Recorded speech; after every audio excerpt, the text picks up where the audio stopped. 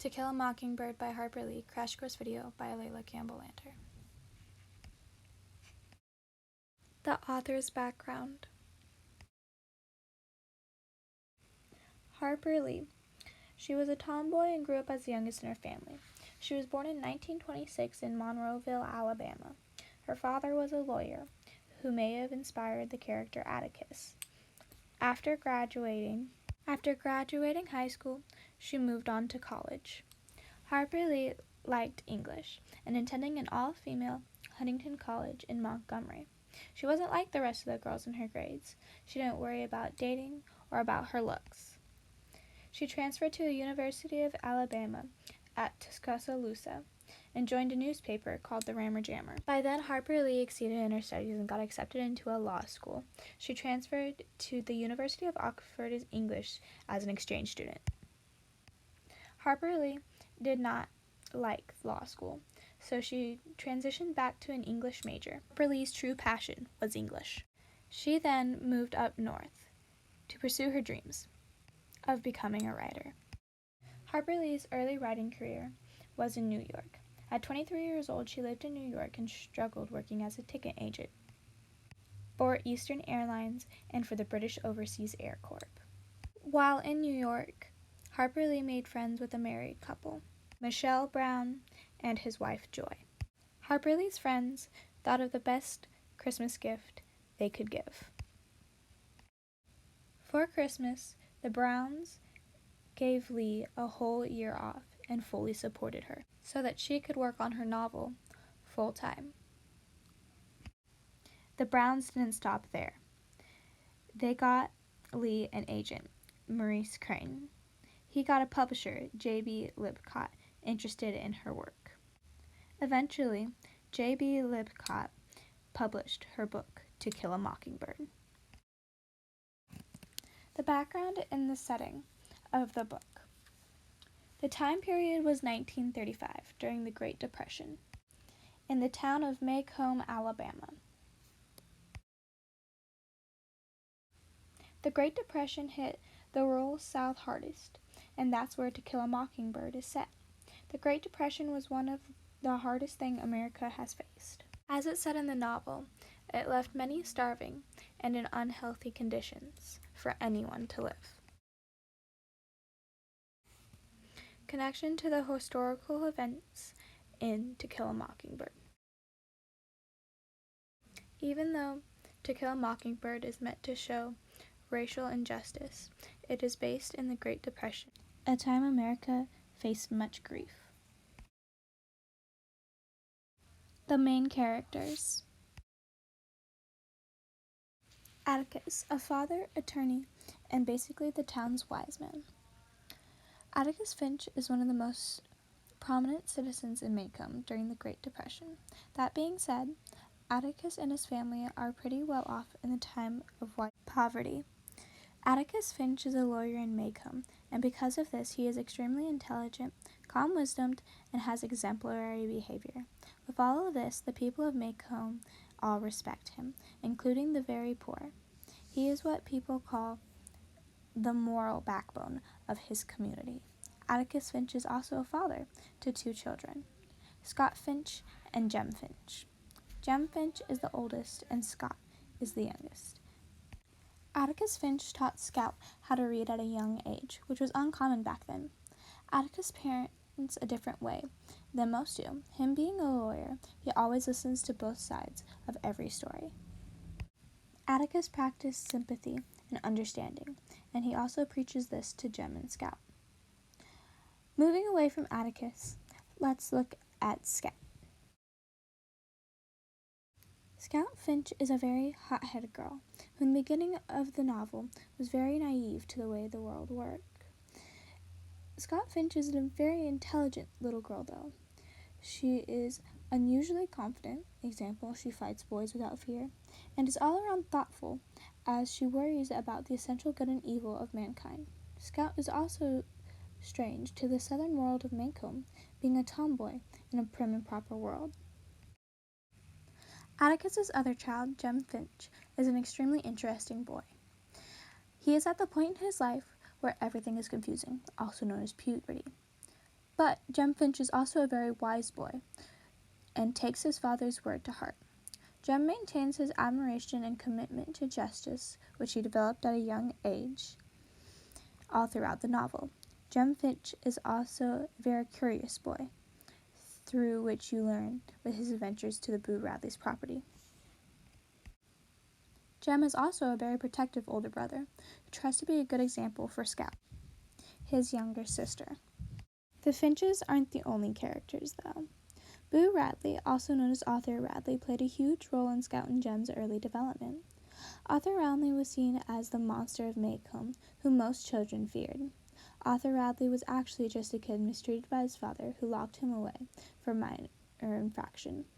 Arthur Radley symbolizes Maycomb's past of intolerance and inequality, but Scout and Jem's perspective of him changes from monster to savior as they learn more about him and become empathetic to his situation. Boo Radley is protective over the children in general, and even protects them from Bob Ewell when Atticus underestimates the threat he poses to him and his family. Boo Radley is definitely one of the good guys. Going back to the Finches, they have a lovely cook, a colored woman who plays another major role in their lives. Calprina is what Scout considers a mother-type figure in the house. Calprina is described as a strict, demanding, and unsentimental, but Scout treats Calprina with more genuine respect than any other female in her family.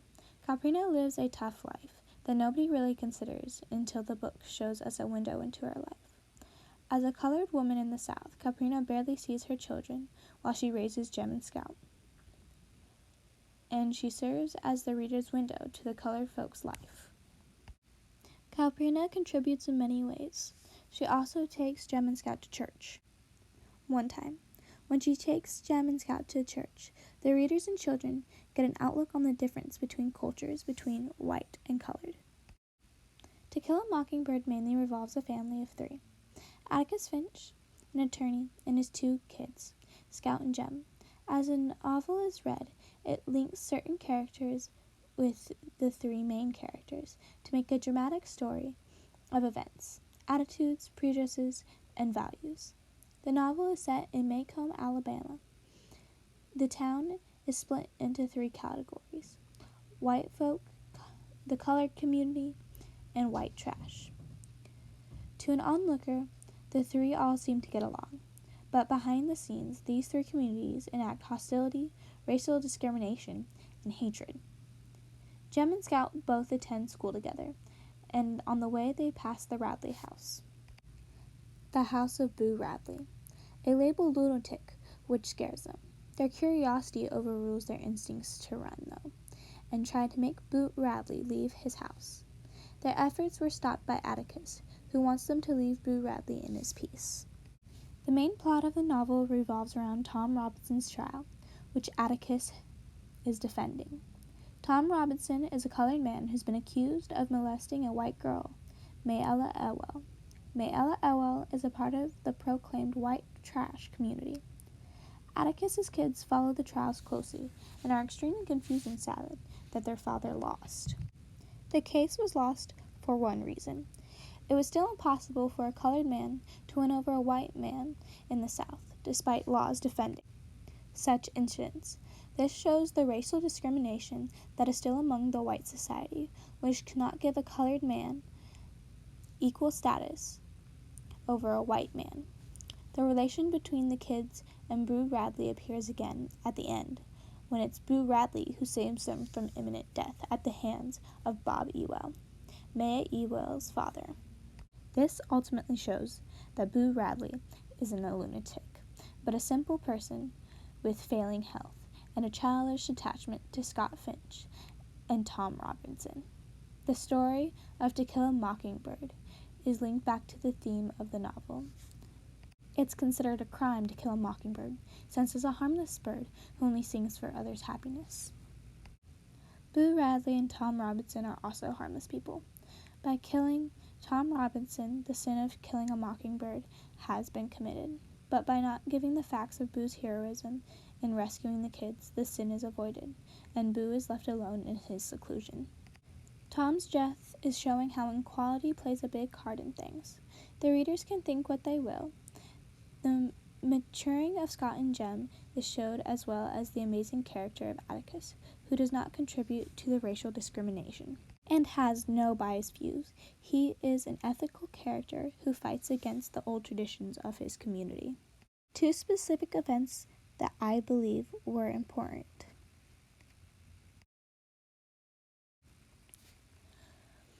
An event in the novel that was important is when Caprina took Scott and Jem to church.